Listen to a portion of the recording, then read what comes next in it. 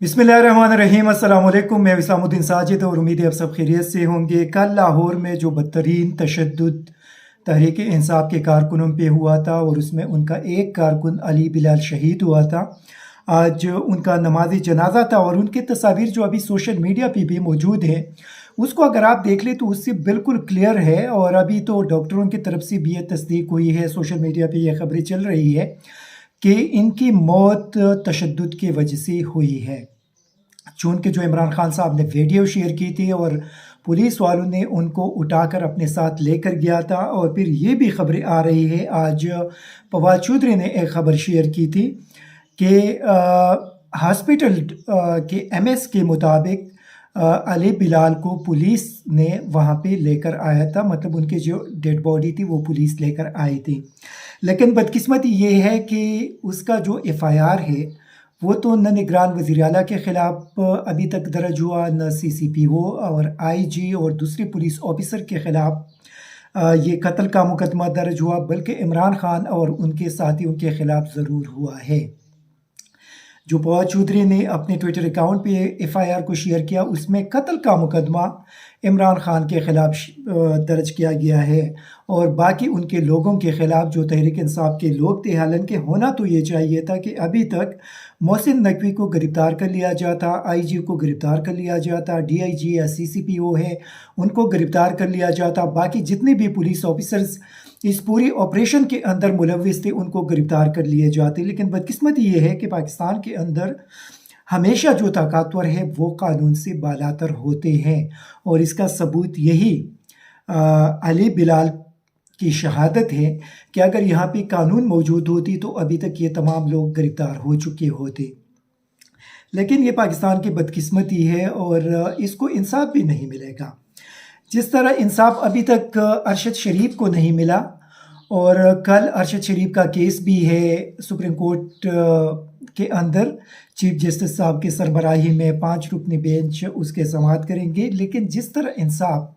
अभी तक अरशद शरीफ को न मिल सका, इमरान खान पे कातलाना हमला हुआ उनको इंसाफ न मिल सका, उसी तरह अली बिलाल को भी इंसाफ पाकिस्तान के अंदर उसी वक्त तक नहीं मिलेगा जब तक पाकिस्तान में कानून की हुक्मरानी नहीं आएगी। इसी तरह एक और ख़तरनाक डेवलपमेंट है और वो ये है कि आज इमरान खान की गिरफ्तारी का वारंट क्वेटा की एक मुकामी अदालत से जारी किया गया है। देखिए इसके पीछे मकसद क्या है। इमरान खान के ख़िलाफ़ अगर क्वेटा में किसी बंदी की फ़ोन कॉल पे बगावत का मुकदमा दर्ज हो सकता है तो ऑलरेडी इमरान खान के बकवल उनकी ज़िंदगी को ख़तरा है और उन पे एक बार फिर हमला होने का प्लान तैयार किया गया है। तो क्वेटा के अंदर इमरान खान के ख़िलाफ़ मुकदमा दर्ज करने का ये भी एक मकसद हो सकता है, ये ख़दशा हो सकता है कि क्वेटा के अंदर इमरान खान को टारगेट करना उन लोगों के लिए बहुत ज़्यादा आसान होगा जो एक टेलीफोन कॉल पे इमरान खान के ख़िलाफ़ क्वेटा में बगावत का मुकदमा दर्ज कर सकते हैं। इसी वजह से मेरे ख़्याल में अदलिया को भी इसका सीरियस नोटिस लेना चाहिए। देखिए ऑलरेडी वो ख़ुद अपने तरफ से बार बार कह रही है कि उनको कत्ल करने का प्लान तैयार किया गया है। राना सनाउल्लाह कह रही है कि 13 मार्च के बाद इमरान खान को कोई रियायत नहीं मिलेगी। ये सारी चीज़ें अगर आप देख ली, फिर मरियम नवाज़ के लहजे को आप देख ली, उनके अल्फाज को आप देख ली, फिर उसके साथ साथ बाकी जो वज़रा है उनकी धमकियों को आप देख ले, तो इस वक्त इमरान खान की ज़िंदगी शदीद ख़तरे में है। इन सारी चीज़ों को अगर आप देख ले तो मेरे ख़्याल में ये अदलिया की ज़िम्मेदारी है कि इमरान खान ने तो वैसे भी एक और वर्ल्ड रिकॉर्ड बना लिया है। शायद इमरान खान पूरी दुनिया के अंदर वाहिद सियासी लीडर होगा जिनके ख़िलाफ़ अभी तक तकरीबन 80 मुकदमात दर्ज हो चुके हैं और उसमें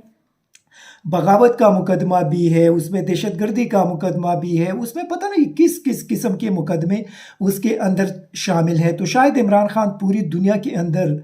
वाहिद पॉलिटिकल लीडर होगा, वाहिद साबिक वज़ीर आज़म होगा, वाहिद मुल्क की सबसे बड़ी जमात के सरबराह होंगे जिनके ख़िलाफ़ 80 मुकदमात 11 महीनों के अंदर दर्ज किए गए हैं। और अगर आप इन मुकदमात को देख ले तो मेरे ख़्याल में इमरान खान रोज़ाना कम अज़ कम 4 अदालतों में पेश होंगे। अगर इन मुकदमात के वो पैरवी करेंगे तो उनको 4 عدالتوں میں روزانہ پیش ہونا پڑے گا، اور یہ کسی بھی انسان کی بس کی بات نہیں ہے کہ آپ روزانہ 3 یا 4 عدالتوں میں پیش ہو جائے اور آپ 40 مقدمات کو بھگتے۔ یہ ایک قسم کے خوف ہے، نہ صرف حکومت کے بلکہ ان لوگوں کے جن لوگوں کے حکم پہ یہ مقدمات درج ہوئی ہے۔ یہ ان کے لیے میرے خیال میں ایک موت کے برابر ہے کہ وہ عمران خان سے اتنی زیادہ خوفزدہ ہے کہ ان کے خلاف 80 کے قریب مقدمات درج کیے۔ یہ میرے خیال میں ایک شرمناک بھی ہے، پوری دنیا کے اندر پاکستان کی بدنامی بھی ہوئی ہے، کیونکہ عمران خان پوری دنیا کے اندر ایک جانا پہچانا لیڈر ہے، لوگ ان کو فالو کرتے ہیں، اور لوگ جب یہ دیکھتے ہیں جو کل ہوا، آج شاید آپ لوگوں نے دیکھا ہوگا کہ انٹرنیشنل میڈیا کے اندر امریکہ کی سے لے کر یورپ تک، انڈیا تک اور باقی ممالک کے جتنی بھی انٹرنیشنل میڈیا ہے، خواہ کہ وہ گلف کنٹریز کی بھی ہے، وہاں پہ کل جو کچھ ہوا ہے اس کے کوریج اور اس کی سٹوریز وہاں پہ پبلش ہوئی۔ تو میرے خیال میں پاکستان کی جتنی بدنامی کل کی گئی اور آج اس دفعہ 144 کو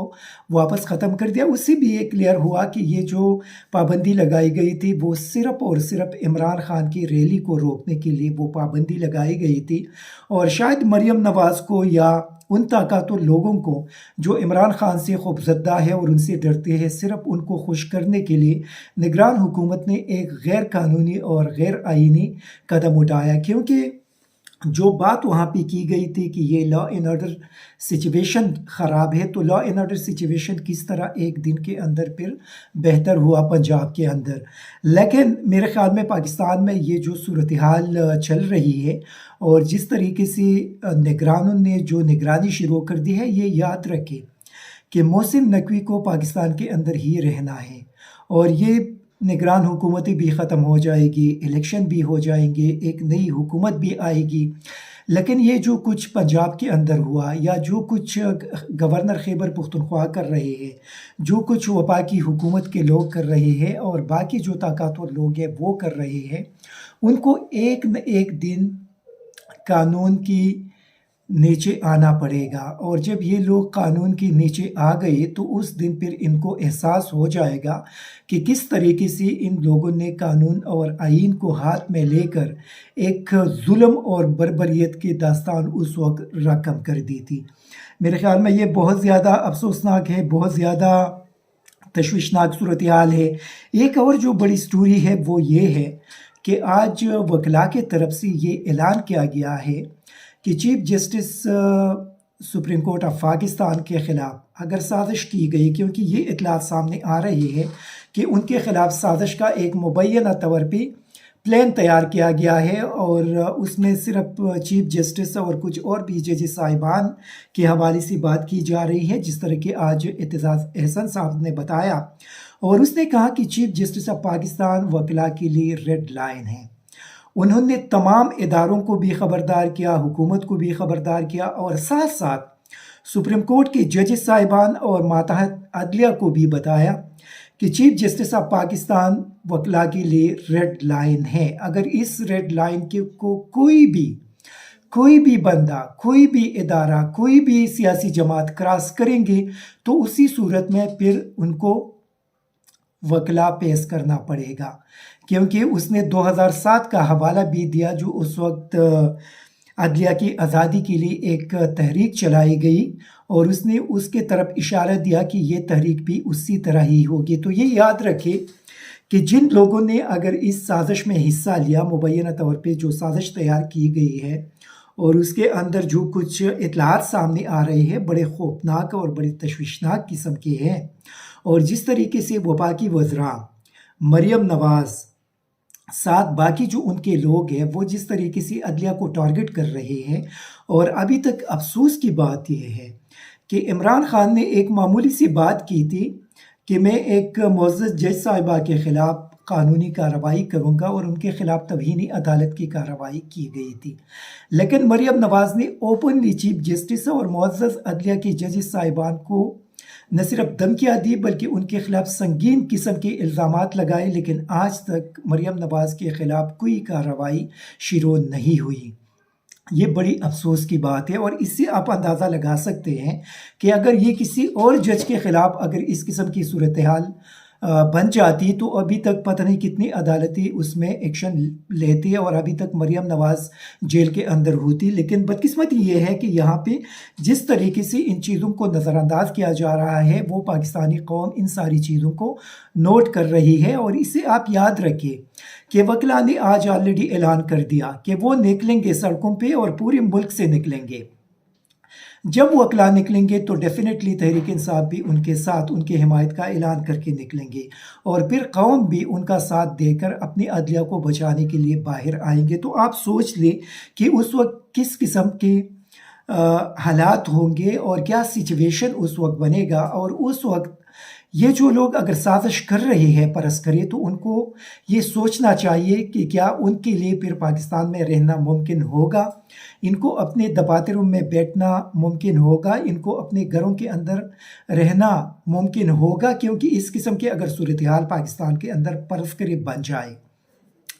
इसी वजह से इस किस्म के गैर आईनी, गैर कानूनी और ज़ालिमाना इक़दाम से गुरेज किया जाए। क्योंकि इससे न सिर्फ पाकिस्तान को और पाकिस्तानी कौम को नुकसान पहुँचेगा, बल्कि इससे इदारों को नाकाबिल तलाफ़ी नुकसान पहुँच जाएगा। और ये वही इदारे हैं जो 75 साल में बड़ी मुश्किल से बने हैं और इसमें बहुत ज़्यादा लोगों ने कुर्बानियाँ दी है और उसके बाद ये इदारे यहाँ तक पहुँच गए हैं। तो पाकिस्तान के अंदर अभी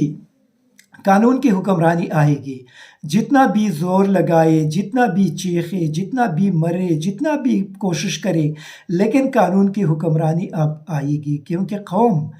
किसी भी सूरत में मज़ीद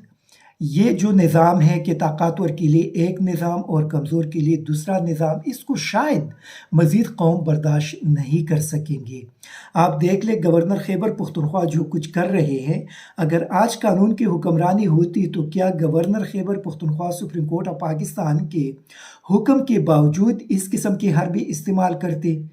मेरा नहीं ख्याल कि अगर ये कानून की हुक्मरानी होती और गवर्नर एक दिन भी उसमें ताख़ीर करते। लेकिन बदकिस्मती ये है कि उनको शायद इस चीज़ का इल्म है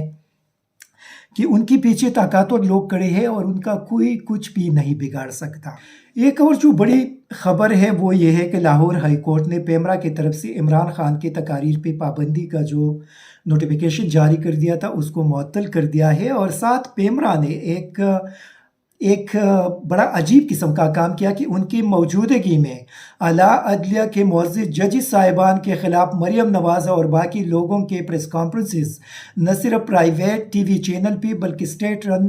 टीवी चैनल पे वो चल रहे थे। लेकिन पेमरा ने उस वक्त कोई एक्शन नहीं लिया। आज वो एक ऑर्डर जारी करते हैं कि अदालतों और जज साहिबान के ख़िलाफ़ कोई तकरीर, कोई भी चैनल नहीं चलाएंगे। जब वो सारी चीज़ें हो गई उस वक्त आप सो रहे थे, मतलब जो पेमरा के लोग हैं वो सो रहे थे उस वक्त। क्या हुआ था आप लोगों को जब ये सारी चीज़ें हो रही थी और आप लोगों के नोटिस में लाया जा रहा था और उसी वक्त आप लोगों ने कोई एक्शन नहीं लिया? और पता नहीं कितने हफ्ते के बाद अभी वो शायद कि नींद से बेदार हो गई है और उन्होंने एक ऑर्डर जारी कर दिया है। लेकिन आखिर में सवाल ये है कि पाकिस्तान के अंदर ये सिलसिला कब तक चलता रहेगा? ये जो जुल्म और बर्बरियत इमरान खान के ख़िलाफ़ जारी है, ये सिलसिला कब तक चलता रहेगा? ये तो मैं उनको सलाम पेश करता हूँ। ये अगर कोई दूसरा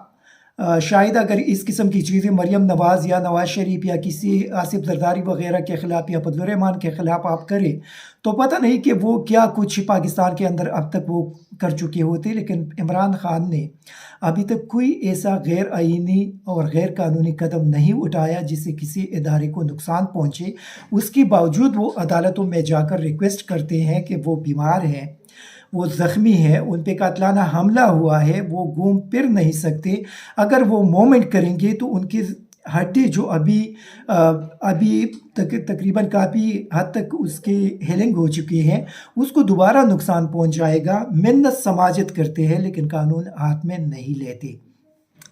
लेकिन हुकूमत बज़ाहिर ऐसा लग रहा है कि हुकूमत और उनके सहूलतकार शायद ये कोशिश कर रहे हैं कि उसको मुकम्मल तौर पे दीवार के साथ लगाए और वो फिर रिएक्ट करे। और रिएक्ट करने की सूरत में फिर इनके पास ये जवाब आ जाएगा कि अभी इलेक्शन नहीं हो सकते, मुल्क के अंदर हालात ख़राब हो गई है। लेकिन अगर اللہ نہ کرے اگر اس قسم کی کوئی صورتحال بنے گی تو اس سے ان لوگوں کو بھی نقصان پہنچے گا. یہ یاد رکھیے کہ ریئیکشن کی صورت میں نقصان جو ہے وہ پھر ہم سب لوگوں کو پہنچے گا، کوئی بھی ان میں سے نہیں بچ سکے گا. اسی وجہ سے یہ جو غلطی آپ لوگ بار بار کر رہے ہیں یہ غلطی مزید نہ کرے. اور یہ جو صورتحال ہے، لیکن آخر میں عمران خان کے لیے یہ ایک سجیشن ہے کہ میرے خیال میں وہ یہاں پہ عدالت میں ریکویسٹ کری، چیف جسٹس کے سامنے چلے جائے، وہاں پہ ریکویسٹ کری، لیکن ان کو کوئٹہ نہیں جانا چاہیے. کیونکہ کوئٹہ کے اندر جس طرح کہ میں نے پہلے بتایا کہ اگر ایک ٹیلی فون کال پہ آپ کے خلاف وہاں پہ بغاوت کا مقدمہ کوئی درج کر سکتا ہے تو کسی بھی بندے کو وہاں پہ ان لوگوں کے لیے مارنا اتنا مشکل نہیں ہوگا. اسی وجہ سے چونکہ آلریڈی ان کو تھریٹس ہیں اور ان تھریٹس سے کوئی بھی فائدہ اٹھا سکتا ہے، اسی وجہ سے ان کو یہاں پہ عدالتوں کے سامنے جانا چاہیے، ان سے ریکویسٹ کرنی چاہیے. لیکن کوئٹہ جانے سے ان کو گریز کرنا چاہیے، کیونکہ کوئٹہ کی جو صورتحال ہے وہ اتنا موزون اور اتنا سیکیور نہیں ہے کہ وہاں پہ پاکستان کے موجودہ حالات میں آپ عمران خان کو لے کر جائے اور وہاں پہ ان کو کسی بھی عدالت میں پیش کرے. تو میرے خیال میں اس چیز کو یہ حکومت اور عدلیہ کو بھی تھوڑا سا اس پہ سوچنا چاہیے کہ جو موجودہ صورتحال ہے اس میں ان کو بھی بہت زیادہ احتیاط کرنے کی ضرورت ہے. ایسا نہ ہو، اللہ نہ کرے کوئی ایسا سانحہ پیش آ جائے جس سے ہمارے اس پیارے ملک کو نقصان پہنچ جائے. Thank you very much. ISTV Pakistan کو سبسکرائب کریں اور بیل آئیکن کو دبائیں مزید ویڈیو اور اپڈیٹس کے لیے.